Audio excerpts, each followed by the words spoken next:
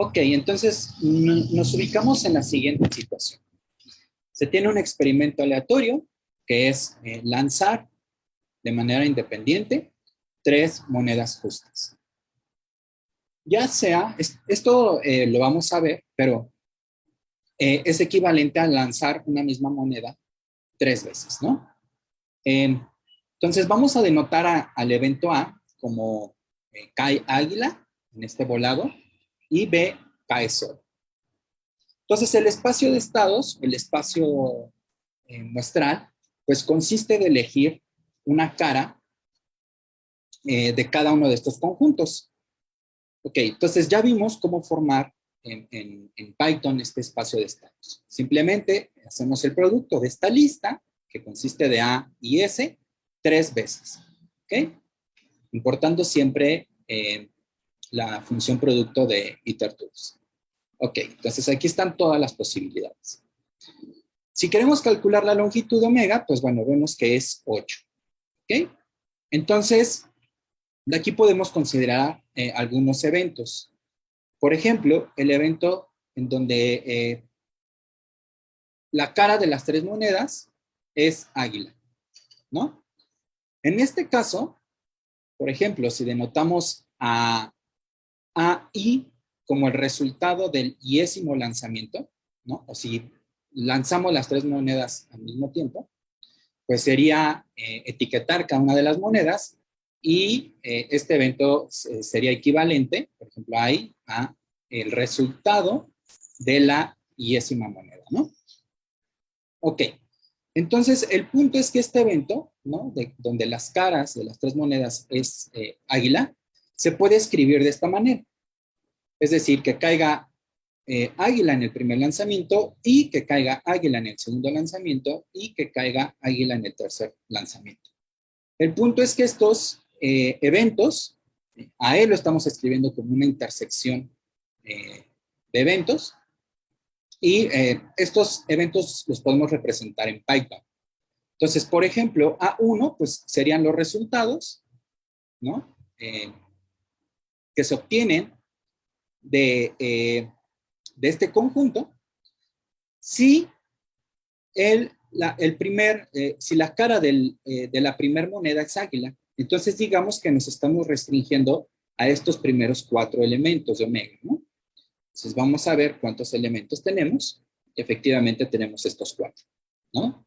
Ahora, este segundo conjunto, pues sería los elementos que están aquí en omega. Recuerden aquí cómo se indexan en Python. Entonces este es el lugar que tiene en el primero, ¿no? En el primer estado. Este sería que caiga águila en el segundo, ¿ok? Entonces, bueno, aquí los podemos mostrar a estos conjuntos. Bueno, este conjunto que tiene estos valores, noten que aquí justamente A está posicionado en el segundo lugar y aquellos conjuntos que están, aquel conjunto que está en omega, cuyo última coordenada pues es A, ¿no? Entonces, bueno, ¿cómo podemos formar AE? Hay una regla en Python, se puede escribir intersección de conjuntos con este método que se llama intersection. Entonces, el evento E pues, va a estar formado por la intersección de estos 3 conjuntos. Entonces, si vemos, el único elemento que tienen en común estos 3 conjuntos, pues es el primero, ¿no? Entonces, eso me va a dar exactamente el valor de E. ¿Ok? Ahora, noten que utilizando el método contar en Python, se puede decir o se puede describir este conjunto de manera más inmediata. Simplemente vamos a contabilizar aquellos elementos en donde se repita, en donde se cuente 3 veces, coordenada a coordenada, la variable A, ¿no? Que es que el resultado sea águila. Entonces, bueno, aquí pues simplemente si le pedimos que nos muestre E, pues va a salir equivalente a lo que ya hicimos. ¿Ok? Entonces, bueno, son 2 maneras equivalentes de pensar el resultado. Ahora bien, nosotros ya habíamos definido una noción muy específica en este modelo clásico de probabilidad. ¿Ok? Entonces podemos calcular pues cuál es la probabilidad de. Aquí vemos que este justamente es un singulete, entonces pues tendría 1 entre la cardinalidad de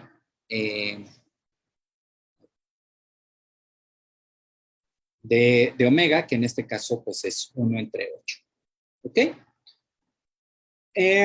Podemos calcular otro tipo de eventos, por ejemplo, la probabilidad de este evento, de que caiga águila en el primero y segundo lanzamiento, y dejamos que en la tercera coordenada pues caiga águila o sol. Entonces, por ejemplo, en esta situación simplemente intersectamos 1 y A2 en omega y obtenemos que la probabilidad pues es 1/4. ¿Ok?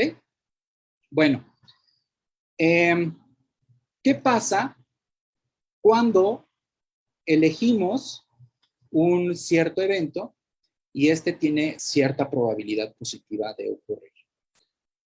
Entonces, podemos calcular la probabilidad de algún evento, dado que conocemos la probabilidad o cómo ocurrió otro evento asociado a él mismo, ¿no? Esto se llama probabilidad condicional. Entonces, aquí, bueno, está la formulación matemática, la definición precisa de qué es esto de la probabilidad condicional. Y, bueno, podemos definir aquí nuestra función de probabilidad condicional, ¿no? Entonces, simplemente es la probabilidad de que, dado que sucede F con una probabilidad positiva, ¿cuál es la probabilidad de que suceda E? Entonces, por definición, pues esto es la probabilidad de la intersección de estos dos eventos entre la probabilidad de F. ¿Ok? Bueno, resulta que, digamos, el espacio de probabilidad se reduce, ahora el espacio de estados pues es F, y esto en ese espacio de estados pues forma una función de probabilidad, ¿no? Tiene las mismas características de la función de probabilidad, de una función de probabilidad. Ok, entonces podemos definirlo así.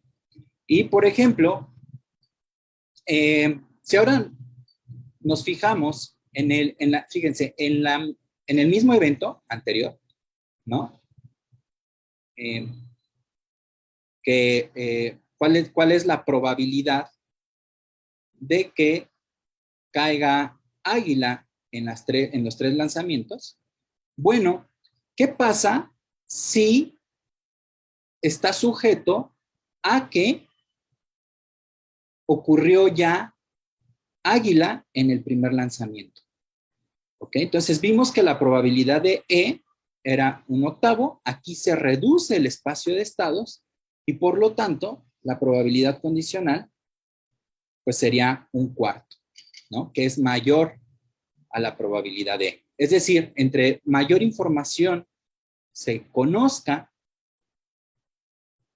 pues la probabilidad va a ser mayor. Ok. Bueno, podemos hacer el mismo tipo de preguntas. Por ejemplo, ¿cuál es la probabilidad de que se obtenga Sol en el segundo lanzamiento, dado que se obtuvo Águila en el primer lanzamiento? Bueno, para esto hay que declarar quién es el evento B2 ahora, ¿no? Este evento que estamos considerando, que se obtenga Sol en el segundo lanzamiento. Entonces, podemos representar en este caso, en Python, este conjunto, simplemente son aquellos resultados en omega, en donde en la segunda coordenada pues tenemos Sol. ¿Ok? Entonces, tenemos estos resultados, este conjunto consiste de 4 elementos, pero dado que ocurre águila, ¿no? En el primer lanzamiento, bueno, pues esto sería un medio, ¿no? Porque solamente tenemos 2 posibilidades aquí a elegir. Ajá. Entonces, nótese que una de las consecuencias de la probabilidad condicional es que, pues justamente, visto como conjunto, B2 es el complemento de A2, ¿no? Entonces, se puede, o lo que se pudo haber hecho, es calcular la probabilidad condicional de A2 dado a A1 y a 1 restarle ese valor, ¿no? Entonces, por ejemplo, si preguntamos si estos valores coinciden, pues el resultado es que sí. ¿Ok? ¿Por qué? Porque en general, cuando se tiene una función de probabilidad, la probabilidad de cierto evento se puede calcular como 1 menos la probabilidad de A, ¿no? La probabilidad de A complemento, por ejemplo, es igual a 1 menos la probabilidad de A. ¿Ok? Ahora, ¿qué sucede en el lanzamiento de monedas injustas? Es decir, cuando se tiene más, en este caso de los volados, que se tenga más probabilidad o una mayor probabilidad de obtener una cierta cara que la otra. Bueno, aquí el espacio de estados no se obtiene como en el caso anterior. Ajá. Digamos que va cambiando nuestro espacio de estados, pero hay una noción que se llama modelo de probabilidad frecuentista, el cual nos va a servir y vamos a ver primero en qué consiste. Siempre estamos en que el espacio muestral es un conjunto finito. Entonces, podemos definir la probabilidad de un evento como el número de veces que ocurre ese evento entre el número total de veces. Y bueno, para que esto sea, o bueno, para que esto por sí mismo ya es una función de probabilidad, pero que para que tenga más sentido, pues estas realizaciones se deben de hacer un número grande de veces, ¿no? Por el teorema de los grandes números, ¿no? La ley de los grandes números. Ok. Por ejemplo, algo que podemos hacer es, lo primero que tenemos que hacer es cómo decidir cuándo va a caer Sol y cuándo va a caer Águila. Para esto vamos a utilizar el módulo random, que también está bueno, es un módulo muy importante. Lo tenemos que importar. Y bueno, por ejemplo, elegimos números pseudo aleatorios entre el 0 y 1. Fijamos una P de antemano. Esa va a ser la carga que tiene cierta cara. Y por ejemplo, si este número aleatorio es menor que, o cae en la región antes que P, ¿no? P lo elegimos de antemano, pues entonces decimos que es Sol. En otro caso, decimos que es Águila. ¿Ok? Entonces, bueno, esto tiene ciertas complicaciones por el tipo de generación pseudo aleatoria que tiene para reproducir estos números la máquina. Pero bueno, para nosotros son valores aleatorios, ¿no? Ok, entonces un volado, pues va a ser eso, ¿no? Vale, digamos, es una forma general de simular variables aleatorias. También vamos a ver cómo simular variables aleatorias. Por ejemplo, el resultado del volado, cuando tenemos 0.4, pues obviamente hay que esperar qué número elija al azar la máquina, ¿no? Por ejemplo, en este caso, el número que se elige, pues no es menor que 0.4. Por lo tanto, nos arroja un águila. ¿Ok? Esto lo podemos volver a simular y nos va a arrojar valores distintos. Águila, águila, Sol, por ejemplo, ¿no? Entonces va a depender mucho de cómo se elijan de manera aleatoria estos números entre 0 y 1. Básicamente es una variable aleatoria uniforme entre 0 y 1. ¿Ok? Por ejemplo, vamos a poner aquí un rango muy corto. Vamos a ponerlo aquí, por ejemplo, 10. ¿No? Es decir, vamos a enlistar los valores que se obtienen cuando hacemos este experimento 10 veces. Entonces, por ejemplo, aquí está la lista. Cayó águila las primeras 1, 2, 3, 4, 5, 6, 7, 8. Las primeras 8 veces. Y Sol las últimas 2, ¿no? Podemos volver a hacer este experimento. Y bueno, los resultados van a ser distintos. ¿Ok? Aquí, por ejemplo, en los ejemplos anteriores, pues estaba cayendo 2 veces sol, ¿no? Ahora ya cayeron 4 veces sol. Y bueno, podemos contabilizar cuántos soles caen, ¿no? Entonces, por ejemplo, de este listado, pues simplemente ponemos que contabilice el número de veces que cae sol y, por ejemplo, aquí fueron 4. ¿Ok? Ahora, la noción frecuentista, bueno, tenemos que dar un rango más amplio y lanzar monedas, ¿no? Hacer simulaciones consecutivas de monedas, ver cuántos soles caen, por ejemplo, y con eso vamos a obtener la probabilidad de que caiga sol, ¿no? Entonces, el siguiente código, pues es lo que hace, ¿no? Entonces, aquí tenemos P, esta es una lista, aquí se van a ir recolectando las probabilidades, ponemos un rango, digamos, de 1000, es decir, vamos a hacer este experimento 1000 veces, y esta N mayúscula, pues está marcando, por ejemplo, que se lanzan 10 monedas. Vamos a definir una lista vacía que va a marcar los resultados y primero se van a acumular los resultados, luego se van a ir acumulando cuántas veces, cuántos soles, por ejemplo, hay en estos resultados y luego se va a marcar la probabilidad, ¿no? Con respecto a esta N. Y se va a ir poniendo en esta lista y finalmente se va a sumar toda esa lista y nos va a dar la probabilidad, ¿no? Bueno, se suma toda esa lista, lo dividimos entre el número de simulaciones que estamos haciendo. Este método se llama método Monte Carlo. ¿Sí? Es una de las grandes resultados que tiene que ver con la ley de los grandes números. ¿Ok? Entonces, bueno, definimos estas listas vacías. Por ejemplo, para ahí en este rango, pues vamos a tomar un resultado particular. Por ejemplo, aquí vamos, lo único móvil va a ser la probabilidad con que estamos asignando o la carga que estamos asignando a una cierta carga, ¿no?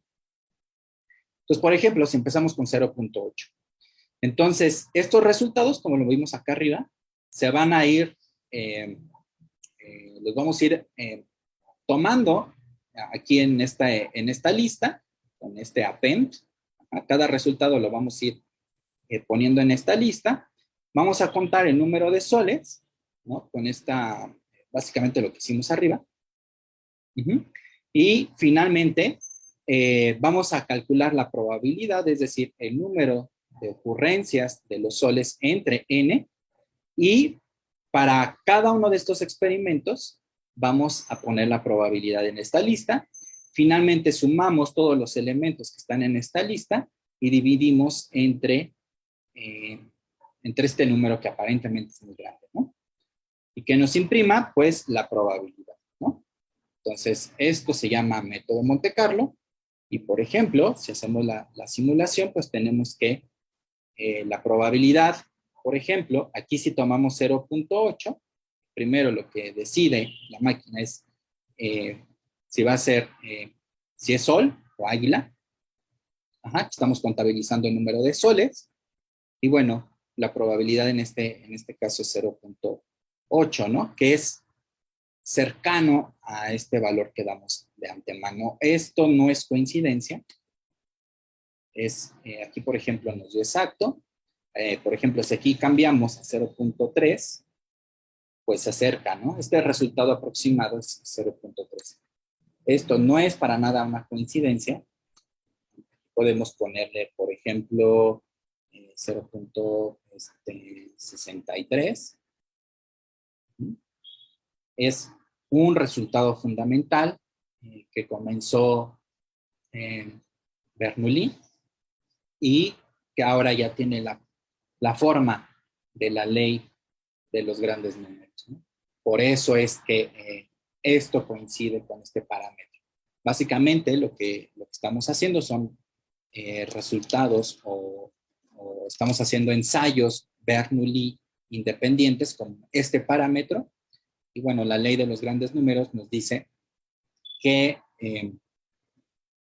Para una n suficientemente grande, pues este valor, ¿no? El valor de estos experimentos se aproxima a la media de estos resultados de tipo Bernoulli, y la media pues es justamente este parámetro.